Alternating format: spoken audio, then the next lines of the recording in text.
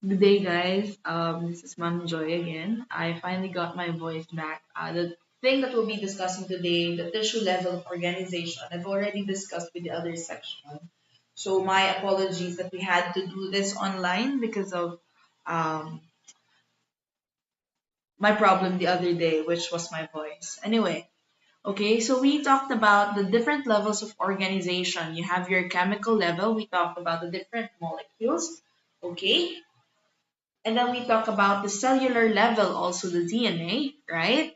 And now you have your tissues, which are a group of cells that function together in the body. Some sub-study that would include the studying of your tissues include your histology, which is a microscopic study of the appearance, function, and organization of tissues, and your pathology, which is the study of changes that occur with the disease. Before I go on with this lecture, I just want to say that all the PowerPoint I'm using, or this PowerPoint that I'm using, is by Dr. Talukad. Okay, everything that is to be presented today is his own intellectual property and not mine. He was very nice to lend me his PowerPoint. Okay, so if you guys will be taking screenshots or recording, it's totally fine, but do not spread or do not um, reproduce it. Okay, thank you.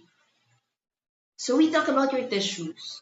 Okay, and there are four main types of tissues which makes up your human body, right? Number one is your epithelial tissues. We'll go in depth on studying all these, but let's enumerate it first right now. So you have your epithelial tissues, which are for covering linings and glands. And one example of this is your skin, okay, or the tissues in your skin.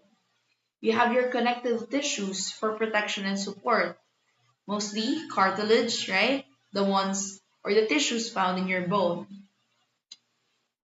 Your muscle tissue provides movement. For example, your cardiac muscles. Okay? Your cardiac muscles have muscle tissues. Your smooth and skeletal muscles, they have muscular tissues or muscle tissues. Your nervous tissues allows communication. So if we talk about communication, right? You have your brain, your spinal cord, and your nerves. This allows sending of messages and signals inside the body. Okay? So your nervous tissues allows communication, sending signals, and it allows communication between different parts of the body or different tissues, different cells, even the cells kahit dun sa cellular level, guys, you have your communication. So your nervous tissue comprises of your brain, your spinal cords, and your nerves, or it is found inside the brain or your spinal cord or your nerves, which are your main control system. If you remember the feedback system, the afferent control system, the control system is in your nervous system, guys. Okay, so it allows communication, right? Now we go about talking about the general features of your tissues, and there are two major components. Your collagen, if you guys are familiar with the ones they use for skincare, right? Collagen.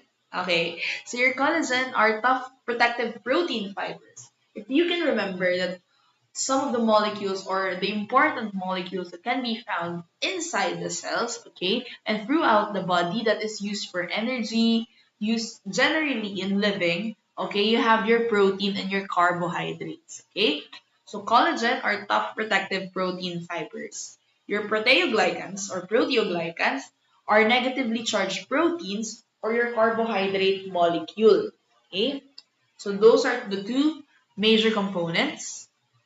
And since we talked about the tissues being a group of cells, okay, it is vital that we talk about how these cells connect or how these cells are grouped.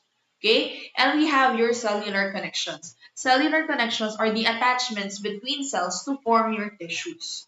Okay, so cellular connection, again, guys, are attachment between cells that help form your tissues or help group your cells to form tissues. Okay, number one is your tight junctions. Okay, Your tight junctions allow no movement of substances between cells. Okay? So it is tightly packed. Kaya nga tight junction. Again, when we talked about your anatomy is basically just finding out the root word, okay, and identifying its function. So, tight junctions, okay, tight junctions allow no movement of substances between cells. Tightly packed sila, magkakadikit. Okay? Next is your desmosomes.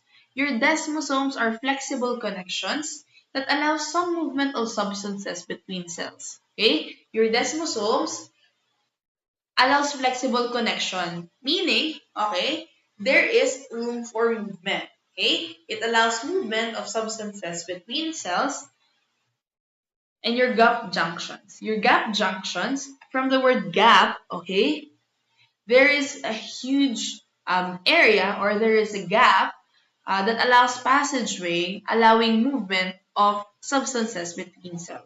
Okay? So, desmosomes kasi some movement lang. Okay? Some movement lang. Alright? Your gap junction allows movement because there's a passageway, there is a gap. Okay? I hope you're getting that. Okay? The difference between this attachment.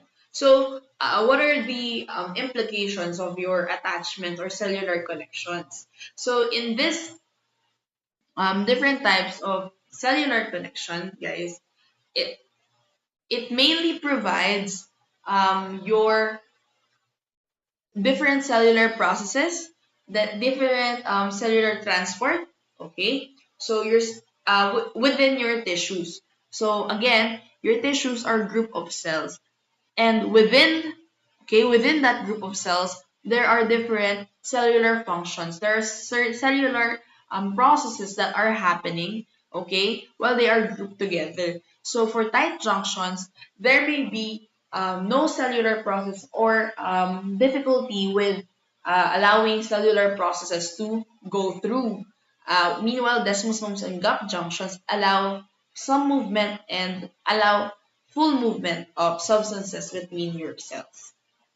Okay? So we talk in depth about your tight junction. They fuse membranes. Okay, so you can see here in the picture, right? Your tight junctions do not allow, okay, movement, and they fuse membranes of adjacent cells. Here, okay? Membranes of adjacent cells, mukhang magkakadikit siya. Alright? And then your desmosomes provide strong, flexible connection between cells. Okay? It provides strong, flexible communication. Alright, so if you can see this, alright? Again, your cytoskeleton, guys, if you can remember from our lecture previously, okay, it allows movement, it allows, what else? What else do you think allows, or what else do you think is the function of your cytoskeleton? Wala syempre akong iniintay dito. But anyway, your cytoskeleton also provides structure. Okay? Movement and structure. So, here you have your desmosomes, which allows processes. Okay? If you can see here, it allows processes of cells, okay, to function. Alright, sorry. Let's go back. Your gap junctions allow intracellular passageway between cells. Just like your transmembrane, remember, there is a transport passageway. Okay, there's a transport passageway. Because your gap junction allows intracellular passageways between cells. Okay? We talked about histology earlier, or I gave you the description of histology earlier, and I'm not sure if we'll be doing a laboratory about this. I have to check with your anatomy and physiology lab if this will be available or tissues are available for examination, right? But in identifying, excuse me,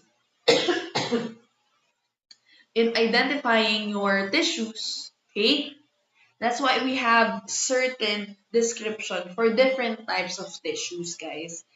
Kasi, okay, we prepare it under a slide, okay? Sorry, we prepare it in a slide, and look under a microscope, okay, to identify what tissues are there, okay? So tissues must be carefully prepared for examination, and there are multiple factors influencing the appearance of your tissue. Number one, your plane of section. Remember your different types of plane? Your sagittal, okay, your median, okay, oblique, okay. So it affects what your tissues looks like, and the stains used in different preparations. So different stains, okay, mga gentian violet, okay. So each have their own effect in your tissues, okay, that can be identification or can be used for identification of pathology, which are presence of disease in your tissues, okay. So for example, your planes influence appearance. You have your sagittal plane. When you talk about sagittal plane, okay, you can see two parallel tissues, okay. For transverse, you can see a circular, okay, circular. And for oblique, you can see an oblong shaped structure. All right? I mean, in this appearance, okay, guys, it's better that you'd appreciate it in the lab. So hopefully your anatomy and physiology lab has different slides for your tissues, so we can see it under a microscope. Okay. Right. So cutting tissues for examination, this is usually done by your pathologist, okay? Usually med techs and your doctors, okay? But for the purpose of knowing, and if you guys would be in the pathology lab for your nursing profession, okay? Excuse me. There is a special blade used to cut your tissues because it's supposed to be super thinly sliced um, tissue cutting. So why is this relevant or why is this important in the practice of nursing? Number one, okay, this is used for identification of diseases. In what situation? For example, you have your cancer, your tumor, okay? You excuse me.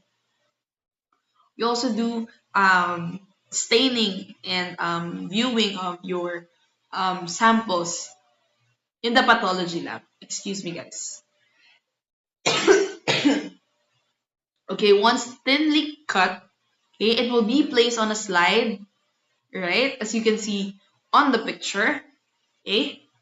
And then stains will be used. Ayan, kung makikita nyo, or kung nakapag-laboratory na kayo when you guys were in grade 11, grade 12, okay? Usually purple or red yung ginagamit natin na staining for tissue examination. Okay? Anyway, so here are the results of various stains. As you can see, there are different variations for color, okay, shapes. You can see or appreciate if there is stain used. Okay, if you use your stains. Going to your I only talked about your staining or your preparation in anticipation of possible use in your laboratory. Okay, so hopefully you will have that in the next days. I have to ask your anatomy and physiology lab. Okay, and hopefully wala na tayong suspension, guys. Anyway, okay, so we talk about the four main types of your tissues. Number one is your epithelium. Okay, your epithelium or your epithelial tissues form coverings, linings, and glands. That's why earlier I told you guys one example are the tissues found in your skin. Okay, so it is mainly anchored in the extracellular matrix or found outside. Again, it's extracellular, so outside your cells.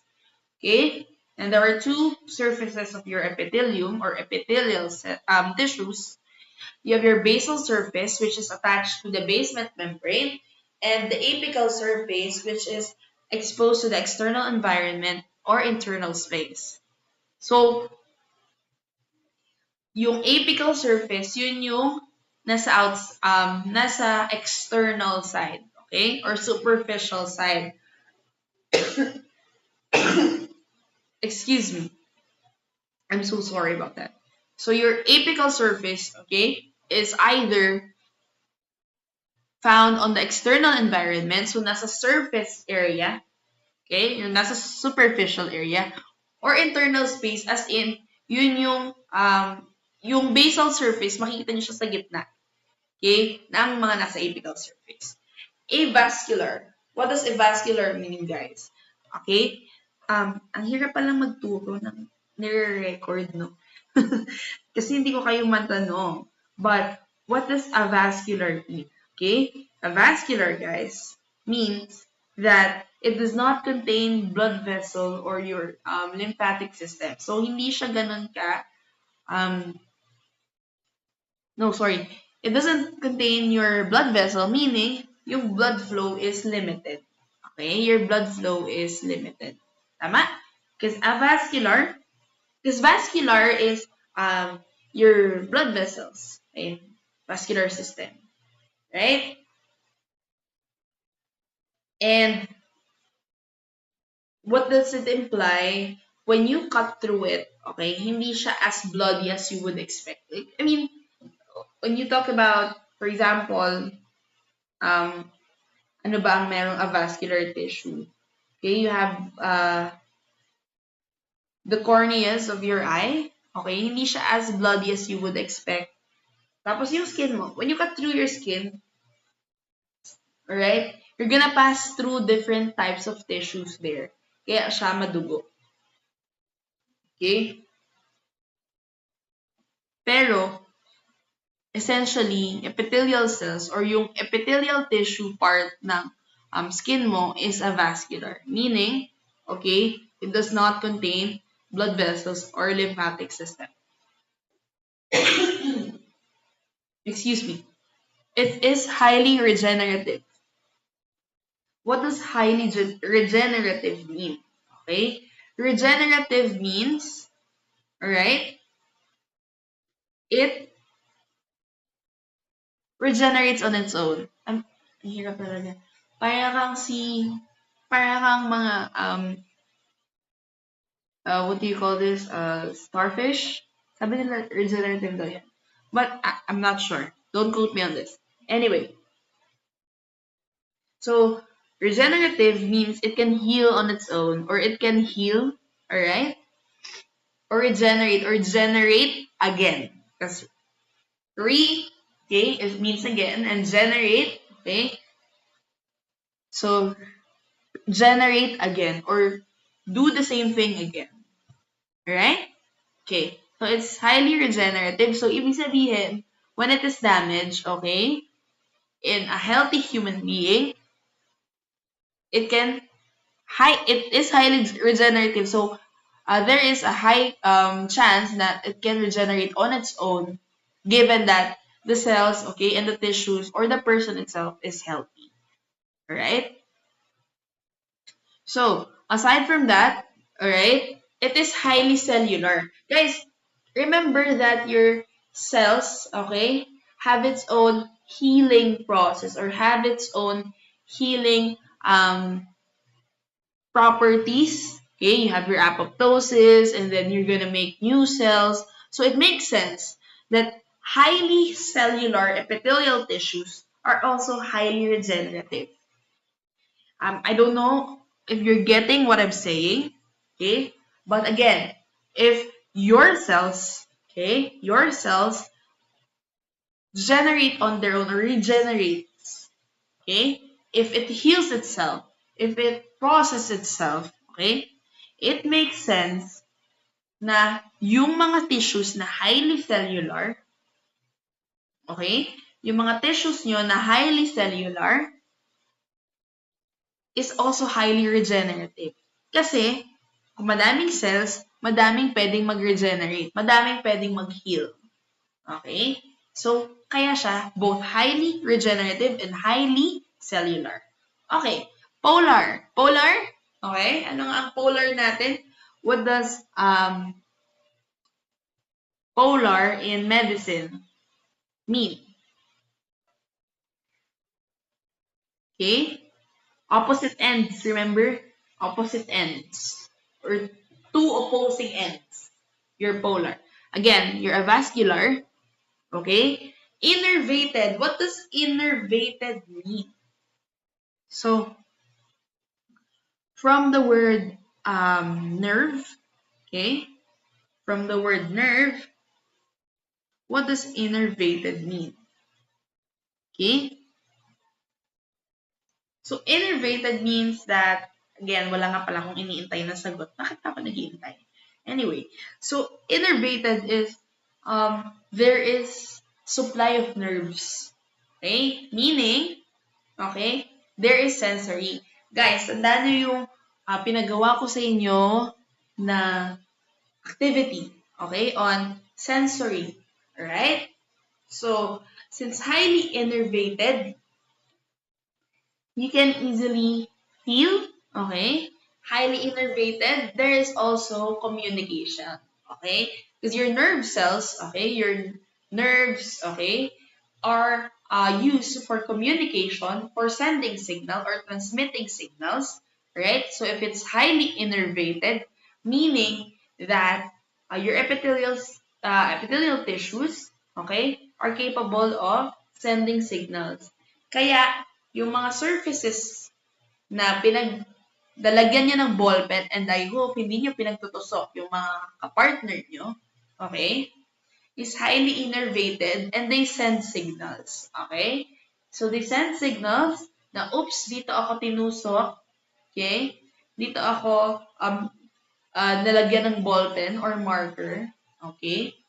And you process that in a sense that you can try and recreate it, okay? And multiple times, if you did it multiple times, alright? Or with one another, okay? You can see that there is a difference the first time you did it.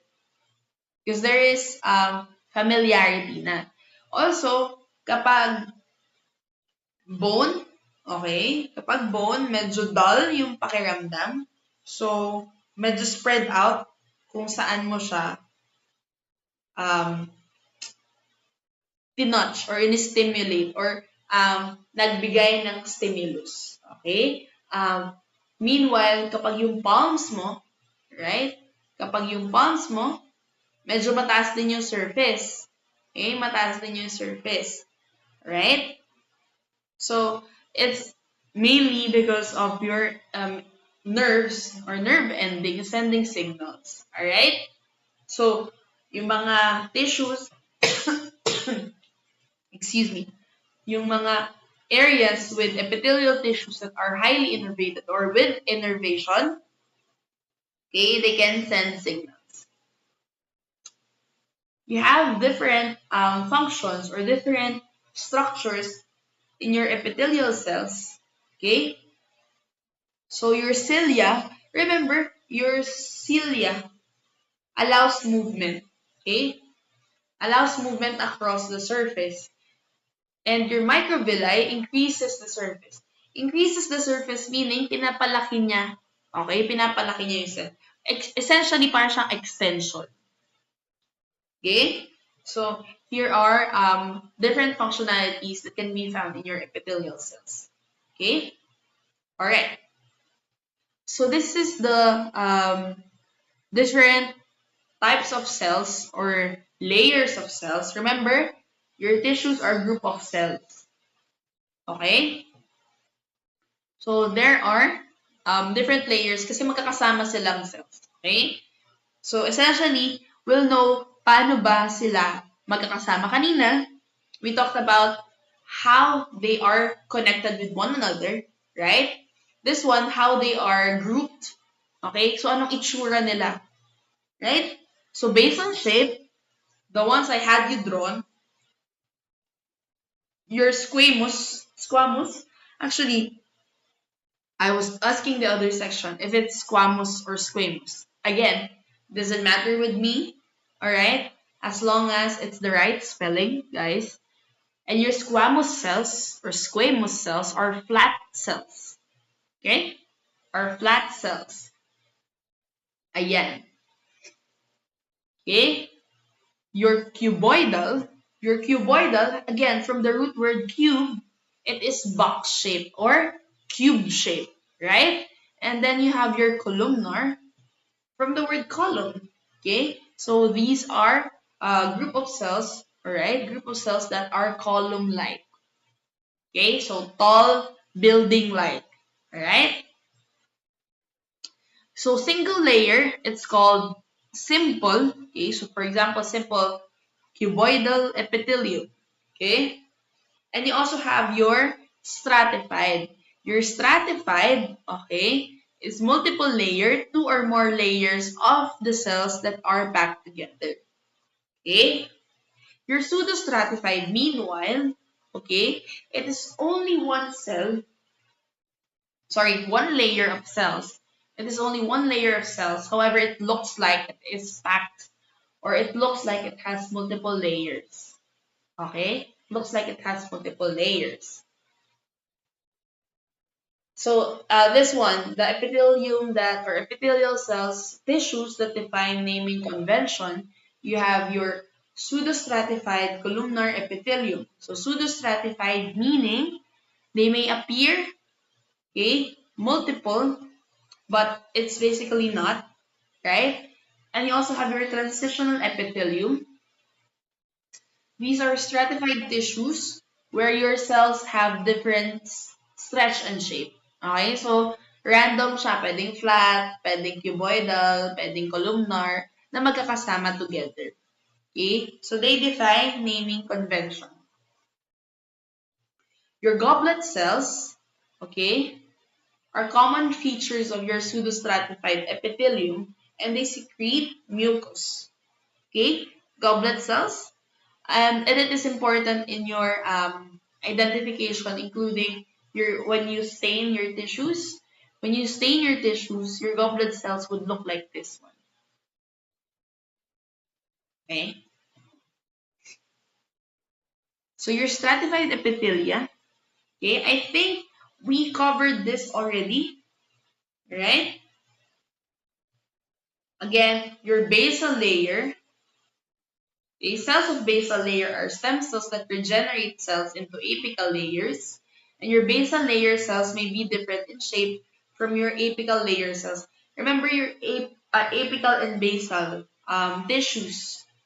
Okay? So different sila ng areas. Yung isa closer to the surface and the intracellular matrix. Tissues are named based on the shape of cells in the apical layer. Excuse me. So again, we talked about this one, the shapes, okay? And your simple stemons are usually found inside the air sacs of lungs, lining of the heart, blood vessels, and lymphatic vessels. It allows materials to pass through by diffusion and filtration, okay? And it secretes lubricating substances. So, siya ay may liquid, okay? May liquid, may lubrication. Okay, so found in the air sacs, okay, mga alveoli natin, alright, and lining of the heart, blood vessels, and lymphatic vessels. Okay, your simple cuboidal, simple columnar, pseudostratified columnar epithelium. For simple cuboidal, you have your linings of your kidney tubules.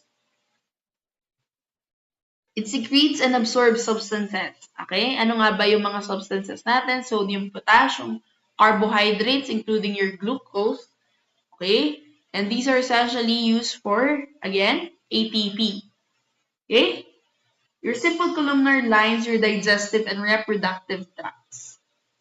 Okay? In your pseudostratified lines your trachea and your respiratory tract. It secretes and moves mucus. Again, remember your pseudostratified have your goblet cells, and your goblet cells secretes mucus. So essentially, your trachea and respiratory tract, okay, secretes and moves mucus. Kaya nga, when there's damage, when there's damage, it is, or there are foreign objects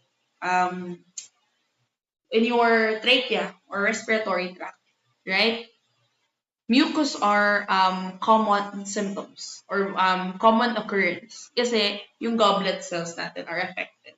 Okay, thus secreting your mucus. For your stratified squamous epithelium, you have the lines of your esophagus, mouth, and vagina. It protects against abrasion. Okay, protects against abrasion. Kasi remember, your pH of the vagina is different. Okay? Your mouth and esophagus have different acid, okay, and chemicals that helps churn food. Okay, so it protects against abrasion, your stratified squamous epithelium. Your stratified cuboidal is found on sweat glands and salivary glands, alright, which helps in secretion, okay, and protection. Your stratified columnar epithelium is found in the male urethra, also for secretion and protection. Meanwhile, transitional, ano nga yung transitional? Yung different types. Okay? It lines your bladder, urethra, and your ureters, and allows urinary organs to expand and stretch. Okay, kasi remember, cells stretch and different shapes ang inyong transitional epithelium. So, it allows organ stretching. Okay, kasi remember, your bladder, okay, it stretches kapag napupuno siya ng urine. Okay? Ayan. Your glands of epithelia. Okay? There are endocrine and exocrine glands. Again, endo, okay, into the blood, kasi endo. Your exocrine, okay, secretes substances locally through a duct.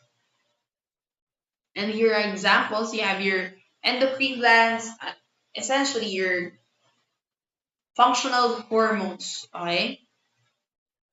And your exocrine, your mucus, sweat, saliva, and breast milk. The structure of your exocrine gland, okay, unicellular, single cells, multicellular, single layer of cells that fold into surrounding tissues, okay? Nandito sa gilid yung mga example, guys. Ayan. Your tubular glands, from the word itself, it's tubes. Okay, your acinar glands from pockets. Your simple glands have one duct and compound glands have multiple glands. So, pwede magkasama yung tubular at saka yung acinar, ganyan, kapag compound glands. Kapag simple gland, isang type lang. Okay, kapag compound, pwede magkakasama. Okay, your exocrine secretion, okay, you have your apocrine, holocrine, and your merocrine. Your merocrine secretion is accomplished by exocytosis. Your apocrine, exocytosis. Again, ibig sabihin, papunta sa labas. Okay? Exo, from the word itself. Okay? X. Alright? So, exocytosis is essentially, alright, the fusion of secretory vesicles. Okay, nasa na ba dito tayo sa merocrine. Okay, so magsasama-sama sila. Alright, fusion of secretory vesicles within the plasma membrane. Alright, and results in the discharge of vesicles into the extracellular space. Okay, and incorporation of new proteins and lipids into the plasma membrane. Okay, so in-excrete niya para mag-give way for new proteins and lipids to the plasma membrane. Okay, so magsasama-sama muna siya, mag-fuse together, and then excreted. Okay, making way for new proteins and lipids. Your apocrine secretion are materials that accumulates near your apical surface of the gland. So here, you have your apocrine. Alright, so nasa surface lang siya. Here, ayan, makikita niyo, nasa surface lang. Yung accumulation, alright, ng mga secretions mo. Meanwhile, your holocrine involves rupture. Okay? So, yung mga mature cells, what happens is, it dies. Okay? You have your apoptosis or cell death. Okay? Your cells die and become secretory products. So, yung mga itinatanggal mo sa katawan, dead cells siya. Okay? Dead cells. And it excretes, kasi kung makita mo yung merocrine at saka yung apocrine, okay? It excretes through channels. Yung merocrine mo, magka-clump up together siya para lumabas, okay? Yung apocrine mo, nandun sa mga surfaces, yun lang yung mga lumalabas, yung mga nasa surfaces. Meanwhile, your holocrine involves rupture. So, nagde-destroy yung cells, okay? And pag nag-destroy yung cells, saka siya i-excrete. Alright? Alright, so these are on your secretory or your glands in your epithelium, your endocrine and your exocrine. Alright? Okay. Now we talked about the anatomy of your connective tissues. Okay? So again, your first type of tissue, ako kumukulog. Your first type of tissue is your epithelial tissue, and the next one you have your connective tissue. And your connective tissues consist of cells and extracellular matrix in which cells rarely touch each other. Okay? So, anong type ba yun ng connection you think? So, there are gaps, right? There are gaps. Gap junction. Okay? So, this is vascularized, meaning, okay, that there are vessels, okay? There are blood vessels in your connective tissues. And there are different types, okay, of your connective tissues. You have three categories. You have your connective tissue proper, your supportive connective tissue, and your fluid connective tissue. Your connective tissue proper, okay, are the ones given here. You have your areolar adipose. Remember that your connective tissue is for support and protection. That's why your adipose, remember, your fat, not only for insulation, not only for thermoregulation, but also for cushion. Okay? So, connective tissue proper. Okay? You have your supportive connective tissue. For support naman to. For support, you have your hyaline cartilage. Alright? So, basically, those connective tissues found inside the bone. Alright? For supportive purposes. Alright? Supportive purposes. Your fluid connective tissue include your blood and lymph. Okay? Fluid siya. Fluid form. Ng connective tissues, you have your blood and your lymph. Again, okay, there are cells and fibers of your connective tissues. As you can see here, right, there are blood vessels, there are elastin fibers, there are collagen, fibroblasts. So fibroblasts produce fibers in the extracellular matrix, mainly your collagen, okay, elastic and reticular. Your collagen is the strongest type of fiber, okay, that is found in your connective tissue. Your elastic, well, from the word itself, it provides elasticity. Ano ba yung elasticity? Okay, able to stretch. Okay, the ability to stretch without breaking. Okay, so elasticity. Reticular, okay, branching fibers that support internal organs. Okay, reticular, branching fibers. Branching ibig sabihin, okay, para siyang sala-salabit. Ano bang doon? Term doon sa Manila. Branching, parang mga branch ng trees. So, madami siyang parang junctions, okay, that support internal organs. Adipocytes store energy and provide cushioning. Again, adipose, right? Your adipocytes store energy and provide cushioning. Your white blood cells, guys, white blood cells provide immune function. Okay, remember, when you have an increase in white blood cell, okay, increase in white blood cell in your patient, or for example, your CBC. Your CBC, you have an increase in white blood cells, okay? It may indicate viral infection. So, basically, okay, during the initial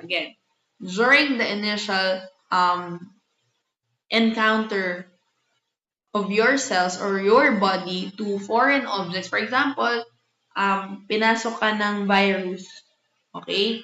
Yung white blood cells mo, for normal functioning human, again, kapag wala kang sakit, okay? Kapag wala kang sakit, yung example ko, okay? So, kapag wala kang sakit, normally, kapag naka-encounter ka ng virus, bacteria, tataas, okay? Tataas yung white blood cells mo upon initial encounter. Okay? Kapag na-overwhelm yan, kapag na-overwhelm yung immune system mo, kaya ka nagkakaroon, okay? Kaya ka nagkakaroon ng compromised immune system. May nagtanong kasi sa other section about yung sa dengue. Kasi yung sa dengue niya, mababa na.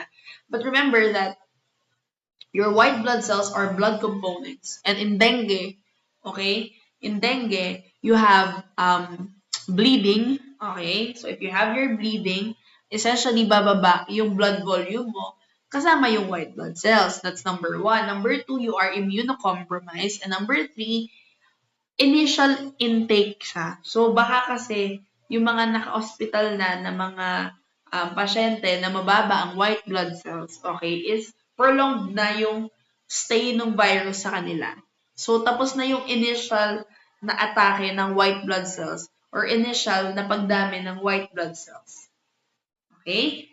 Alright. So, your red blood cells, meanwhile, carry gases and such as oxygen and carbon dioxide. Remember kasi, your connective tissues include your blood vessels.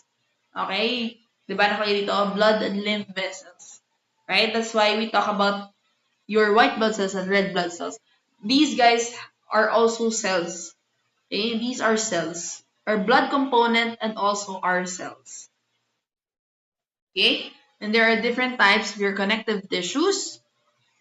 You have your loose connective tissues. Okay? Ganito daw yung makikita sa areolar. Okay? Areolar. And reticular. Okay. Ano nga ang reticular, guys? Diba? Reticular, we talked about reticular, diba? Tama ba? Okay. Hindi ko na naman alam kung kanino ko sinabi yung reticular.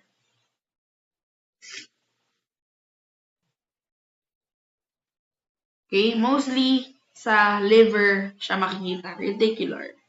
Kailan ko sinabi ang reticular? Ito. Okay? So, branching fibers that support internal organs. Okay? Ano ba yan? Nalilito na ako. Anyway, I'm recording this at 4 a.m. guys. Okay. Anyway. So, supportive again, your loose connective tissues. Okay? Your loose connective tissues include your areolar and your reticular, like your liver. Okay? Your supportive, mainly sa mga nasa bone. Okay? So, ganito daw yung itsura ng high. Alam niyo ba yung cartilage? Yung white thing na pwedeng makagat mo kapag kumakain ka ng chicken or something. Diba? Ayan. So, ganito yung itsura kapag in-stain yung tissues natin sa bones. Okay? Pwedeng ganito. Fibrocartilage, ganito yung itsura. Again, I won't have you identify naman. It's better that you appreciate it. Okay? And fluid connective, ganito ang itsura ng blood pag in-stain mo siya. Ayan. Okay. For connective tissue proper, okay? Pansinin nyo yung magiging difference niya. For dense, okay? Regular, as you can see, it looks like it has a pattern. And your dense irregular, parang abstract. Alright? Adipose tissues, your fats. Okay? Your fats. Why is this relevant again? You guys, kasi in identifying, again, in histopathology, okay, in the histopathology lab, kailangan alam mo kung anong itsura ng mga tissues found inside the cell, the lymph nodes, found inside your skin, okay? And yung tumor nga, kung well-defined yung mga tissues niya, anong ibig sabihin nun sa prognosis. So, ganun siya. Ganun yung clinical implication ng tissue or identification of your tissues. Okay? This is your spongy and compact bone and your lymph node. Okay. Ay, sorry. Okay, we talked about this already. Ayan. Yun nga yung sabi ko, yung reticular, lymphatic tissues, spleen, and liver, mostly inside your internal organs. Okay? Again, also talked about this one. Okay, so your dense irregular connective tissue contains high number of collagen fibers. And remember, your collagen fibers are the toughest. Okay? So, it allows tissue to withstand force in any plane. Okay? So, pwedeng may forward force, yung normal force, pwede siyang i-stretch. Pwede siyang shear. Ano ang shear? Parang friction. Okay? Rub together. That's shear. And can also be bent. Right? Dense irregular connective tissue, dermis. Again, different in your skin you have different types of tissue. Pwedeng epithelial, pwedeng connective. And in the dermis part, when we talk about your integumentary sa this coming weekend, okay? Your dense irregular connective tissues can be found in your dermis. Okay? So again, your dense regular naman contains high collagen fiber, high number of collagen fiber. Ibig sabihin, okay, it can withstand kasi strongest nga yung collagen fiber. Okay? So you have your cartilage, your hyaline within the joints. Okay? Fibrocartilage, intravertebral disc as in sa spine. Okay? Sa spine. And your elastic, located sa external ear, kasi kaya nga nako-fold nyo. Diba? Remember your stapes? Stapes? Remember the bones, okay, that are found in your ear is the smallest bone, okay? Smallest bone in the body. And it is flexible. Diba? I-pinch-pinch nyo yung tenga nyo. Diba medyo na-fold-fold siya? No? Okay, so how do we apply this? Okay, your rib cage merges two supporting connective tissues. So remember, your rib cage, mararamdaman mo siya, matigas, di ba? So bones make up most of the rib cage and it protects the lungs and the heart. Meanwhile, okay, di ba bone siya? So matigas, okay, supposedly hindi siya gagalaw. But when you do breathe, okay, you have breathing pattern. When you do breathe, guys, it should expand. Okay? And the expansion, okay, is allowed by the presence of your cartilage. Okay? Remember, pag mga lined up ng collagen, nasa na yun? Balikan natin sa iglet. Ayan to. Okay? High collagen fibers. It can withstand force. So, pwede siyang mag-stretch. Okay? So, hindi siya magbe-break. Yung bones mo sa ribs will not break. Alright? When there is lung expansion. So, kapag medyo na-push siya ng lungs mo, okay, it doesn't necessarily break kasi there are collagen fibers allowing a stretching. Right. Alright, so your perichondrium encapsulates your cartilage within the body, and it's made up of dense, irregular connective tissues.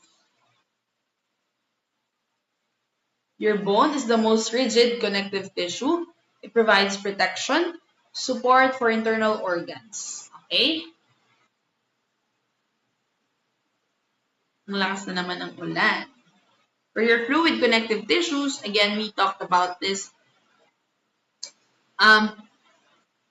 Kung makikita nyo sa stain, or sana ma-appreciate natin sa stain, no? Yung sa blood, merong erythrocytes, leukocytes, and platelets that we'll be talking about in your circulatory. But, okay, ganito yung magiging itsura niya. And sometimes, nung college kami, minsan nagbibilang kami ng mga leukocytes sa isang sample.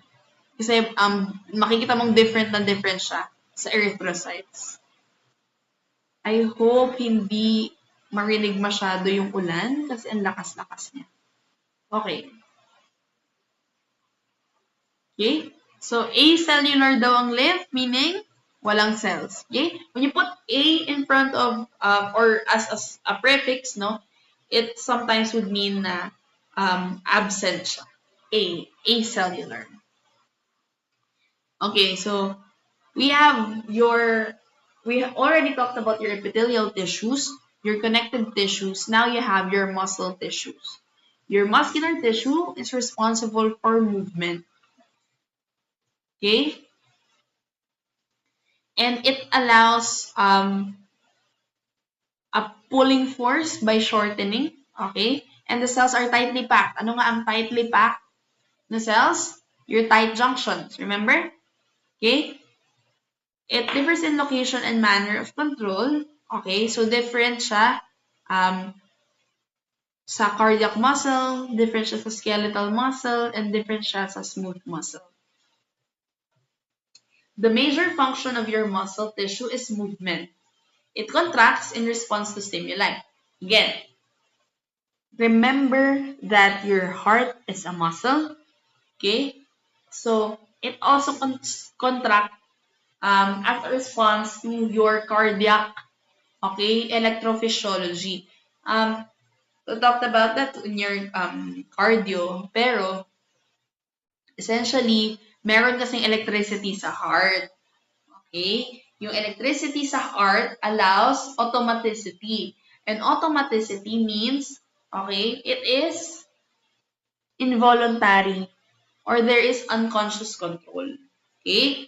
Involuntary yung muscles ng cardiac natin. Ibig sabihin, okay, yung electricity nagpa-flow sa heart natin that allows contraction, hindi na natin kailangang isipin. Okay? We don't always have to think about, okay, kailangan tumibok ng puso ko. Unlike, excuse me, unlike your voluntary muscles, okay, including your skeletal muscles, na for example, yung leg mo, okay, or yung paa mo, you have to think about moving. You have to think about walking. Okay? So, kailangan mo siyang isipin. Right? Unlike your involuntary muscle. Kasi, kung ang cardiac mo or ang cardiac muscle mo is a voluntary response, meaning kailangan mong isipin every time na kailangan niyang mag-beat. Okay? At pag nakalimutan mong isipin, okay, you'll die. That's why, okay, it is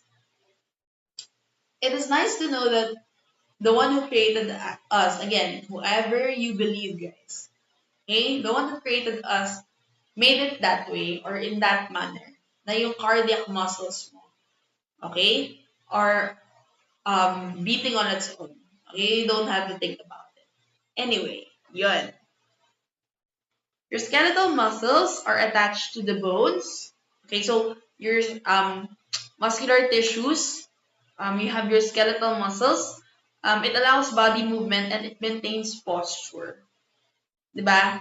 Alam namang buto, balat ka lang. Alright? So, it maintains posture and allows body movement. It contains striations. Okay? Alternating siya. Balik tayo dito sa picture. Ayan. Ito, hindi ko alam if you can see this, pero alternating siya. To. May pointer ba to? Anyway. Ayun. So, alternating excuse me, light and dark bands under your microscope. It is multinucleated yung mga cells and voluntarily controlled. Multinucleated, ibig sabihin, madaming nucleus. Okay? Alright. Your cardiac muscle is found in the walls of the heart. It contains striations as well. And cells are attached by intercalated discs. Generally, ito yung mga description ng mga muscle tissues natin found inside the body. But for specifics like your skeletal muscle and your cardiac muscle, we'll talk about that in your muscular system and your cardio. Your smooth muscle, okay, are found inside the internal organs and lack striations, guys. Ito kasi, yung skeletal muscle at saka cardiac muscle, sorry, are supposed to be tough. Kaya yung mga striations at alternate ng light and dark spaces under the microscope. Yung variations na yun allows na maging tough yung mga tissues nyo. Your smooth muscle, meanwhile, it's supposed to be flowing. Okay? It's supposed to be flowing. So, involuntarily controlled your digestive system. Again, hindi naman yung digestive system mo, okay, hindi siya nagpo-process ng food na kailangan pang isipin. Okay? Same with your respiratory. Hindi ka humihinga na kailangan mong isipin. Excuse me. I'm so sorry. And your urinary. Okay? Your urinary tract, hindi naman kailangang isipin ng brain mo na gumawa ka ng, or hindi siya conscious. Okay? It goes to the brain. Okay? Pinaprocess siya ng brain mo. Pero ikaw, hindi ka naman aware. Hindi ka aware na gumagawa ka na ng ihi. Or something like that. Alright? Okay. And lastly, okay, so you have your epithelial tissues, you have your connective tissue, you have your muscular tissue or your muscle tissue. Last is your nervous tissue. And this one, actually, I was supposed to ask you guys to draw your dendrites, okay, your neurons. Pero sige, ano na lang. Next time na lang. Pag nag-nervous system na tayo. Okay? But your nervous tissue makes up the brain, spinal cord, and peripheral nerves. And your neurons conduct action potentials to communicate with other cells. Okay? Action potential. Your action potential mainly is your electrophysiology or your electricity. Okay? So, yung neurons mo, nagpropagate siya or nagko-communicate siya ng electricity that sends signals. Okay? It allows communication. Again, allows communication. Excuse me, ubo lang ako. Okay? You have your dendrites, which are short branches that receive signals. Okay? Dendrites are short branches that receive signals. So, ito siya, yung mga nasa external part. Okay? Nasa external part siya. Your cell body houses the nucleus and organelles. Alright, here. Okay, you have your dendrites which receives the message. Okay, your cell body and nucleus process the message. And you have your axon. This one, yung axon mo, okay, it propagates or sends your action potential. So, nagsisend siya ng electric signals. Okay, your electric signals sent through your axon, guys. Okay, which sends your message. Your synapses are the gap between your neurons and its target cells. Okay? So, yung neurons mo, okay, towards a cell kung saan niya dadalhin yung messages, okay, that's your synapses. Yung gap, okay, yung gap. Glial cells support functions for neuron, okay, so supportive function siya. It forms myelin that insulates your axon. So, ang ginagawa niya is it covers your axon. Kung makita niyo yung white na covering niya, ayan. So, myelin sheet siya that allows faster movement of action potential. Because again, your action potential is electricity. And your electricity, in general, sa physics, guys, if you talk about your physics, okay, remember that your electricity flows, okay? It flows faster when there is something that connects it, okay? So, ano ba yung nag-a-allow ng faster na electricity conduction? Okay, your wirings, alright? You have, what else conducts electricity? You have your metal. You have water. Okay? Water. So, ganun yung function ng myelin. Okay? It covers the axon para mabilis na ma-deliver yung action potential. And again, your action potential are electricity signals. Okay? Electric signals. Right? Right. We talked about this already. Alright. So, your tissue membranes, okay, mucous membranes line the body cavities that are open to the outside. We talked about your cavities. So you have your pericardial cavity here as an example, wherein you can find your mucous membrane, alright, lining, okay, your cavities on the outside. Alright, so tissue membrane siya. Your serous membrane lines your body cavities and surrounds some organs. So, my fluids, okay, serum. Your cutaneous membrane is the skin and covers the body. Alright? Cutaneous membrane, yung epidermis mo, dermis, hypodermis, muscles. Alright? These line up your skin. Synovial membranes line the joint. We're gonna talk about this in your skeletal system. Pero, yung synovial or yung mga joints nyo, supposed to have synovial fluid para hindi siya nag-friction or nag-rub together. Yun nga yung nagiging problem kapag may mga sakit ka, alright, that involves use of your joints. Okay? So, nag-friction sila together.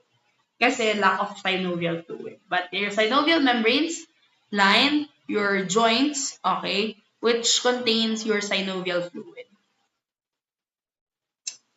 Okay. Alright. So, inflammation is the body's initial response to injury. Alright? So, your body's initial response to injury. So, when, for example, halimbawa, na-cut ka. Okay? Sa mga nagsaksakan dyan, ito po yung nangyari. Joke lang. Wala naman na-injure ng laboratory natin. Okay? So, your body's initial response to injury is your inflammation. Okay, it limits, so it prevents na mag-spread pa yung injury that is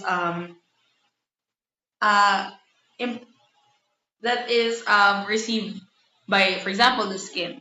Okay? So, pinaprevent niya na lumabas pa or magkaroon pa ng other injury sa surrounding tissues, sa surrounding organs. Alright? And it also helps begin the repair process. Okay? Acute and chronic. Okay? In general, acute is short-term and chronic is a long-term. In different types of use, acute is essentially long-term. Short-term. Acute is essentially short-term. So, pag sinabing acute yung sakit, ibig sabihin short-term. Okay, kapag chronic, okay, di ba? Pag chronic means malala na. Right? So, chronic is something that persists for long periods of time. Okay? Your tissue healing, okay, initially begins with the removal of whatever it is that destroyed your tissues. So, kung halimbawa, kaya for example, if you get a splinter, okay, if you get a splinter, kapag hindi mo pa matanggal yung nakatusok sa'yo, okay, hindi mawawala yung inflammation. Okay? That's why your tissue healing begins with the removal of the debris or toxins. Kung may infection yan, kailangan matanggal muna bago siya mag-heal. Kung halimbawa na may nakatusok dyan, kailangan tanggalin muna yung nakatusok dyan before siya mag-stop mag-heal. Mag-start mag-heal. Your clotting stops the bleeding. Right? So, clotting, okay? Clotting means, what does clotting mean, guys? Okay? Pagbuo or, pamumuo or pag-stop ng bleeding. Okay? Granulation tissue forms to allow epithelial cells to regenerate lost tissues. So, yung granulation tissue nyo, okay? Remember, your epithelial cells are highly regenerative. Okay? So, it helps regenerate your lost or your destroyed tissues. Okay? And now you have your scar tissue. Okay? These are formed due to rapid replacement and repair of collagen fibers. So, kung makikita mo kung may mga, what do you call this, scar? Okay, if you have your scar, those are tissues as well. Okay, when you look at your scar, those are tissues as well. And these are result of rapid healing and formation of your collagen. Kasi rapid siya, ginawa siya like that ng body para ma-close na agad and doesn't allow entry of foreign objects anymore or debris or toxins. Okay? So, scar tissues. Okay? Rapid healing because it is highly regenerative. Alright? Tissue changes as body ages, as everything is, no? You always have your age consideration kasi everything changes as you age. Okay? Rate of mitosis, again, your cellular division slows down, meaning there is slow tissue healing. Kasi kahit highly regenerative yan, okay, kung yung cells mo, highly regenerative siya, highly cellular din. Kung yung cells mo slows down yung kanyang reproduction, meaning, okay, mag-slow down din yung tissue healing and regeneration. Okay? And also, the number of elastic fiber decreases, okay? Having joint stiffness, ayan, wrinkles, okay? So, hindi na siya banat na banat, if that's the right term, okay? Mutations may alter the regulatory signals cells receive. Altered signals lead to uncontrolled replication of cells. Okay? So, again, regulatory signals, ibig sabihin, may program cell death ka, mamatay na ako, ganun yung cells. Tapos, gagawa ng bagong cell. But as you age, or when there is disease, okay, there are problems with regulatory signals. Sasabihin yan, mag-create ka na mag-create ng bago kahit hindi pa naman kailangan. Okay? And these altered signals lead to replication of cells that form, okay, your mass of cells that is a tumor. You have your malignant, which are cancerous, causing disease and can spread to different areas of your body, can spread to different organs or different systems.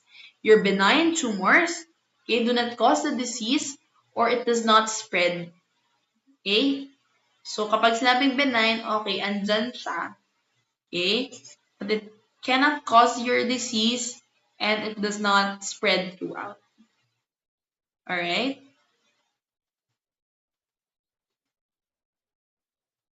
Alright. So, this is the end of the lecture. Alright? I hope you guys are able to know or identify your tissues. The next topic will be integumentary. Okay? You can listen to this. Um, we'll have your quiz on Saturday. Okay? But you can just listen to this just so you guys are familiar or just so you guys have a grasp of your tissues. Okay, your topic on tissues. I'm very sorry that I had to do this online, and I'm very sorry for the coughing episodes. I'm still sick, um, but already recovering. I'll see you on Friday. Hopefully, it's not canceled, alright? And I hope you guys are safe. Thank you, guys. If you have any questions, feel free to comment on this video or email me at mmhernandez at metro.edu.ph. Okay? Thank you.